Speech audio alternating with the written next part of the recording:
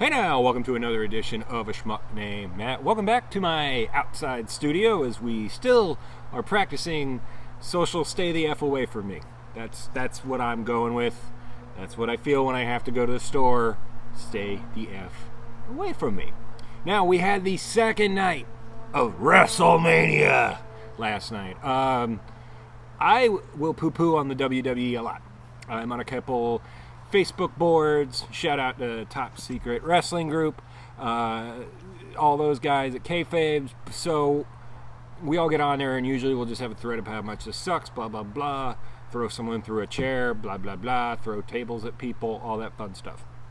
Last night it was nothing but props, okay?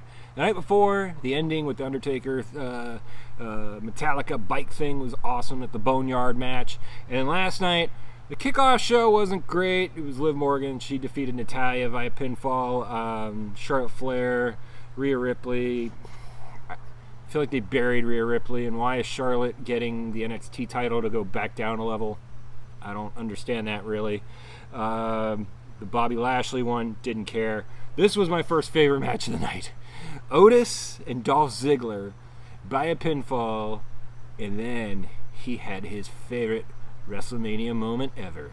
A couple of months too late, but maybe, just maybe, go to break. Good for you, Otis. But poor Mandy Rose. I don't want to even think of the physics of how that's going to work. But anyway, good for him. He had his WrestleMania moment.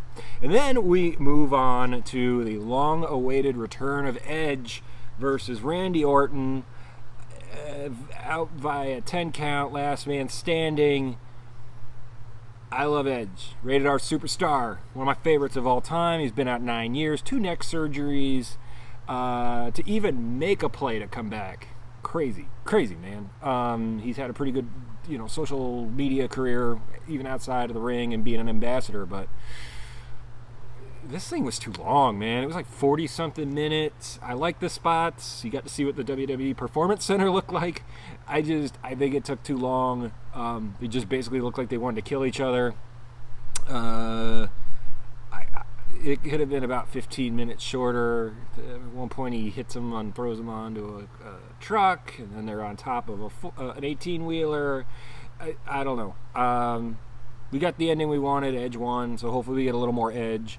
I mean, I'm proud of him for having the endurance for a 40-minute match like that running through there. I mean, they really beat the hell out of each other. And the thing you get to notice now that there's no audience is really hearing the hits and stuff and the slaps. And we all know it's one of these deals. But I was really impressed with that. Then a disappointing part of this entire thing was Rob Gronkowski, which I think if it would have been live, they may have used him a little more, and I think because these all were pre-taped a week ago, that they just had to use him up so he could get out of town, and I don't know. He's a 24/7 champion now. Great, so we'll see where that goes. I don't know if they're going to bring him in more full-time. I read that he was supposed to have a little more bigger role when it was going to be a big thing in Tampa, especially with Brady going to the Bucs now. That would have been funny to see, but I don't know. I don't. They needed some liveliness after Edge and Orton almost killed each other, but no, didn't like that. Street Profits, Garza Theory, quick match, little match in between all this craziness because next up you were getting a fiddle. Was it 5-way? 1, 2, 3, 4, 5-way with Bayley, Sasha Banks, Lacey Evans, Tamina, and Naomi. Entertaining match. The ladies are busting their ass. I'll tell you what, man. They put on a show. They know what they're doing. It all looks good. I've been really impressed with Lacey Evans over the last 2 years that she's been kind of full-time. Bayley won. Okay, we're still doing Dark Bayley. But otherwise, I thought it was good. Then, all right, look. I know YouTube's going to give me crap for this, but you got to see this quick clip from this.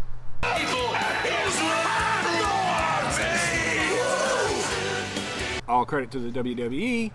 That was Bray Wyatt and The Fiend with John Cena, and this was another pre-tape thing like they did with Undertaker. Well, pre-tape thing like they did with Undertaker, where it was a whole production. This thing as a story was amazing. They went through all of John Cena's kind of career ups and downs, references to his ex-fiance, Nikki Bella, and all that fun crap that he did when he was trying to be a rapper. Even we got this spot from Devil Vince McMahon. This is such good shit. It is good shit, Vince. It is good shit. Very, very good shit. And it just wrapped up. Quick little match, I guess they tried to do with The Fiend and him, and they knocked it out. They knocked it out of the park. Most creative thing. I want to know who wrote that. I'm sure Bray put a lot of his time into it. I read a report that he reached out to Cena prior and said, "Hey man, you care if I tear you apart?" Because Cena's in and out. I mean, we're not going to see him back in the WWE ring for a long time. So I love what they did here. I want to see more of these like they did with Undertaker, but hopefully they're done well. And then we had the Drew McIntyre, Brock Lesnar for the title. Again, another thing where they had if this was live, it would have been a killer. They were definitely hard hitters. They're both big boys, and they know how to work that ring. So big hits, but it was a lot of just superstar moves, a lot of claymores, a lot of F5s, suplex cities, all that fun stuff. And then Lesnar got beat by Drew, and this is my wrap up on WrestleMania. Okay. I will give the WWE all kinds of credit. They put a show together for 2 days with no audience, with pre-production, and superstars were probably like, I don't want to be here. Even Roman Reigns pulled out of his match with Goldberg because of his battle with leukemia prior, which completely understandable. I get that. And these guys all close, and you still had to have a production team in there, and they were kind of getting crap from Orange County and the city of Orlando for even being open, doing that over there. So the Performance Center, it's literally right down the street from here. All the production trucks were in the parking lot of Full Sail University the other day. I give him all the credit. I'm bummed that Drew McIntyre, the ladies, and Edge didn't get the pops they deserved for coming out and winning and everything. Because if you've ever been at a WrestleMania Live, when something hits that you weren't expecting, or somebody wins that you really weren't expecting, or I'm sure there would have been a few extra surprises just based on what they usually do at a Mania, it would have been insane. But I think they did a great job with what they had to work with. They put on an entertaining show. I know they spent a lot of time on this, and they had more time to do it, really. So really happy with it. I want to see more of those vignette things. I want to see more of those out of the arena deals, but they better do it right, because they tried it with Matt Hardy and Bray Wyatt before, and it was not good. No bueno. So I would like to see more of that. We'll see. But congrats, WWE. Good job, Vince. Good job. Even though he probably didn't have to write any of it. All right, on to theme park news. Today we got a big note from SeaWorld that their CEO, Sergio Rivera, out. He led the company for 5 whole months. Good job. Good job. He resigned after blaming a disagreement with his board decision making as the reason for his departure. The move comes as more than 90% of the employees at SeaWorld are furloughed. The theme parks are shut down from coronavirus. I don't know what to think on this. I'm in Orlando. I'm from Orlando. I worked at 2 out of the major theme parks here, Universal and Disney, and I know these guys are suffering. I mean, the only employees that are probably left there are the ones having to take care of the orcas. But, I hope Sergey is careful with what he does. Carol, you bitch. Do not feed him to the orcas. Yeah, bitch, Carol Baskin. By the way, there's a rumor they're opening her trial full on again when we can actually go back to doing normal things in the world. Or her investigation on her ex-husband being eaten to tigers because of this whole thing. This is going to get better. This is going to get better. I saw a video today. It's a pitch meeting thing. It's by this guy. I think it's just pitch meeting. I don't know. I'm new to this stuff. He killed it with this. It's pretty funny. And I love it. I love this whole thing, this whole Tiger King thing. If we get one thing out of this stupid pandemic, it better be that Tiger King continues, because, oh man, I cannot wait. And now the cruise industry is being hit too, which I knew it. Knowing Disney Cruise Line pretty well. They got nailed with 38 crew members aboard the Disney Wonder have tested positive for coronavirus. That is going to be a trend you're going to be seeing across every single cruise line, every ship, every yacht, every boat, and then that's not even including the people infected while they were on there.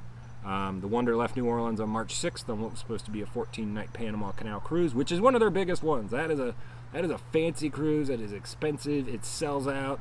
That's a big one. And it had to skip a number of stops along the way due to shut down ports. The ship finally pulled into San Diego on March 19th, 5 days after the Cruise Lines International Association had asked all cruise ships to suspend all cruises for 30 days. Now they're saying this thing's probably going to be, and this is again thanks to WDW News. I like their reporting. They tend to kind of go around the mouse ears mystique. Now they're saying that it's probably not going to be back active. They were trying to get the rest of the ships out by May. Ain't going to happen. They're going to have to bleach those suckers from end to end. Port to bow, stern to starboard, especially the poop deck. All of it. Scrubbed, cleaned, vacuumed. I don't know what you want to do to them, but they got to clean these things because nobody is going to want to get on them. And Disney Cruise, as you're walking into the buffet, as you're walking into any of the restaurants, they hand you a wipe to wipe your hands with, a Clorox wipe thing. So it's one of the cleanest ships I've ever seen. And while I was on the Dream for my walkthrough, this is a Wonder, but still they have the same procedures across. And now this one gets nailed with it. And you're going to see this trend hitting with airlines. You're going to start seeing it. I mean, every single cruise line is going to have to come out and say, we're done for almost a year. Because they're going to have to clean it 4 or 5 times and test every crew member before they get back on board. And a lot of those crew members are all from overseas. Most of them that work, in the galleys, cleaning the rooms, restaurants, all overseas. And nobody's going to be comfortable on the ship with them if they're not getting tested every single day and then staying away from all the guests. It's going to be a very different procedure when that happens, I think. And even Disney announced today, which I am amazed by this, they're giving back money to us pass holders. Yes, I am a Disney pass holder. Shut up. They're giving you back your money for March. They ain't going to charge you for April, and we'll see what happens in May. So I'm glad they're doing that. I mean, it sucks for everybody. Okay, we know that. You can't go to the parks. You can't go to the resorts. You can't even go to Disney Springs. So they had to do something, in my opinion. They had to make it right. They were going to extend days into your pass. I didn't want that. I wanted them to just fully shut it all down. Right, Mick? Who's the asshole? Uh-huh. Thanks, pal. So this is the actual note from Disney. So, dear valued annual pass holder, this is a truly unprecedented time for us all. Yada, yada, yada, blah, blah, blah, blah. Active Walt Disney World Resort annual passes who have paid passes? Should probably say pass holders, but this is the actual email from Disney, so they sent it out. Who have paid in full will be extended for the number of days the parks are closed. The new expiration date will be reflected on the annual passes account prior to the reopening of the theme parks as an alternative of lunar extension. Pass holders who have paid in full may choose to receive partial refund for the theme park closure period. So they're giving that to the full-time if you paid in full, but if you're on the monthly like me, you're getting stuff back from March, not having to pay for April, and then this is going to go well into May. They ain't opening anytime soon. So my take on that whole thing is, you know how long it's going to take to open up that damn park with all the food, all the stuff they've had to throw out, all the cleaning. They just canceled the college program well through the summer, if not longer. It's going to take a while to reopen that place, restaff it, because there's staff that's furlonged that couldn't afford to live in the area anymore, so they took off. It's going to take a while. I, in my sad, honest opinion, don't think Walt Disney World is opening before September. And I know that sucks. That's almost the whole summer. But I think that they're going to have to be careful, because just now, like with this cruise thing, they get hit once, it's going everywhere. So if one guest comes up and says, hey, I got coronavirus at your park, that ain't going to look good. And the mouse don't want that, right? Woof! You're going to be a pissed off little mouse by the time we hit that. I know that. So NASCAR. Yes, we have sports news. what? Sports news? Well, it's iRacing news, but so NASCAR has been doing this awesome thing where it's an invitational where they're asking some of the full-time drivers from their iRacing series, from the Energy NASCAR Cup Series, Monster Energy Cup Series, the Xfinity Series, and the Truck Series. Can't be one Truck Series, gotta get sponsor trap in there. To go online because they have these big virtual simulators like this one, and a lot of them have been training like this for years. William Byron, who now drives a 24 car when he replaced Jeff Gordon, this is how he got into NASCAR. He started doing this online. He was so good, winning all the time. They gave him a test in a real car. He crushed it. He's won a couple cup races. And he actually won this one. So they are taking this very serious. Some of the guys are definitely seeing it as a good training method, kind of keep their reflexes going while they're not able to get in the cars. Most of them are just screwing around in their driveways with golf carts or trying to moonshine again, I guess, maybe. I don't know. So they're having to really keep their skills going because we don't know when they're going back. They may not go back the rest of the season. So they've been doing these. Well, one racer, Bubba Wallace, he's not too happy with having to do this, but sponsors wanted him. Blue Emu was on his car because they can customize their sponsors for these races. They wanted him to go in it, and he didn't have a good day. Come on, Clint! Oh, God! he's still down there. Still there. Yep, he just come up and wrecked the hell out of you again on right. purpose. Y'all have it going. Back block, Tyler. That's it. That's why I don't take this shit serious. Sorry, Tyler. Just trying to talk to you there. Peace out! God, I love Clint Boyer. Put him in the wall and then said, I got Bubba. And then Bubba quit. I love that reaction. He's like, I'm done with this. Screw y'all. I get it. I mean, these guys are used to being out there in cars for 5-6 hours, running around the track, actually hitting, and then these guys are kind of now playing video game, which it is, I guess. So that was an interesting reaction. But then his sponsor, Blue Emu, dropped him. I think is hilarious that you have sponsors dropping them over guys getting in video game fights. I know I used to get in a couple way back in the day when I would play with my friends and we, GoldenEye smash each other over the head with our N64 controller because someone put the no kill on or had the golden gun crap and all that fun stuff. So I get that. But wow, I can't believe they're dropping people over the sponsors. And we had a big story here in Orlando over the weekend. One of the, what do you want to call it that? One of the famous strip clubs in the area that's still around, a lot of them are gone, RIP Club Owner, is Dancers Royale down on Colonial Drive. It's kind of as you're heading towards downtown Orlando. Touch my nose, sorry. Well, it burned down. The whole place. Whole place is burned. So you're telling me a service industry place that's been there for years,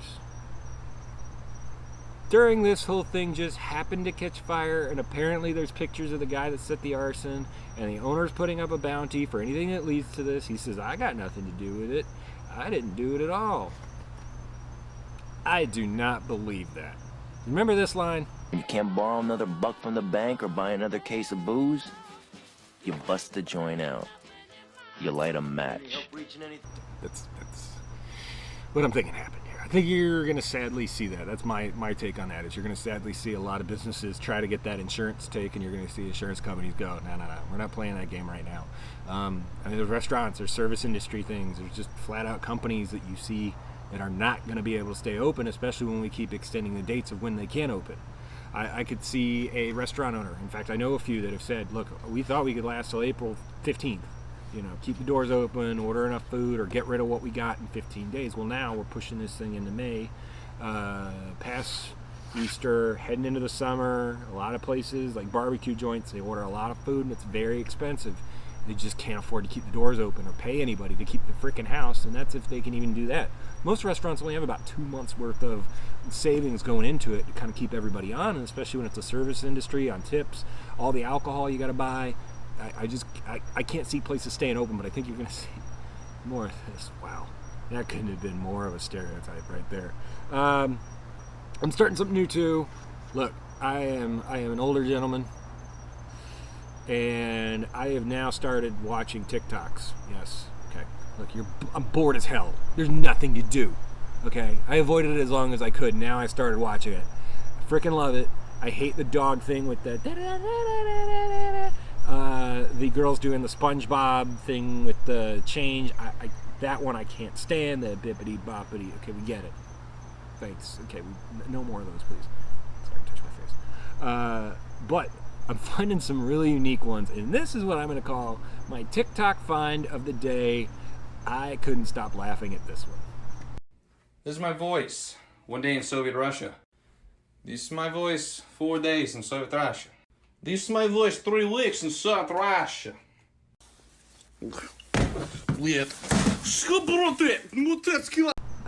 I have just so many questions. Where did the cats come from? Where did he get that outfit? Why? I've never been to Russia. I mean, Bert Kreischer, he did a pretty good bit on it. So I'm figuring it's kind of like that. But this guy, I truly love this. All right, and then I'm going to start trying to do something too if I see it around or whatever, especially with all this pandemic crap going on, is you just got some jerks of the day. And I saw this today when I was driving to the store to get only necessities with all my PPE on. Some jackass around my neighborhood put one of the masks on a frickin' statue outside his house.